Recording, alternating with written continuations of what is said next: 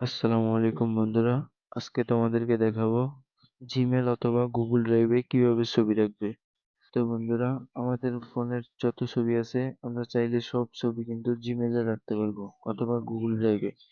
তো বন্ধুরা, প্রথমে চলে আসবো আমাদের মোবাইল স্ক্রিনে আসার পর আমরা চলে যাব গুগল ড্রাইভে। গুগল ড্রাইভে আসার পর যে প্লাস চিহ্নটি আছে ওটাতে ক্লিক করব। এখানে একটি ফোল্ডার ক্রিয়েট করে নেব। তো প্রথমে ফোল্ডারের নাম দিয়ে দেবো আমরা।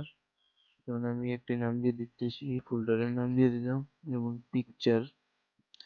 তো এখানে ক্রিয়েট নামে যে অপশনটি আছে ওইটাতে ক্লিক করলে আমাদের একটি ফোল্ডার তৈরি হয়ে যাবে।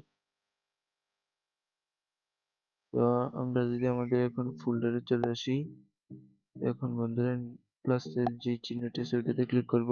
এরপর আমরা আপলোডে ক্লিক করব।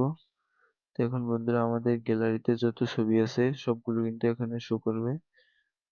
তো বন্ধুরা, আমি একটা ছবি রাখতেছি। যে ছবিটা রাখবো ওইটাতে চাপ দিয়ে ধরে রাখবো। এরপর এখানে উপরে সিলেক্ট নামে যে অপশনটি আছে ওইটাতে ক্লিক করব।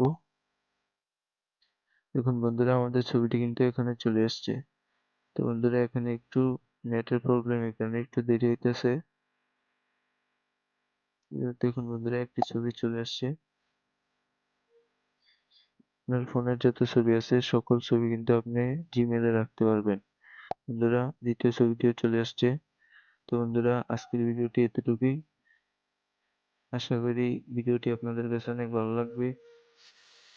ভিডিওটি ভালো লাগলে অবশ্যই লাইক, কমেন্ট, শেয়ার এবং চ্যানেলটি সাবস্ক্রাইব করতে ভুলবেন না। আসসালামু আলাইকুম।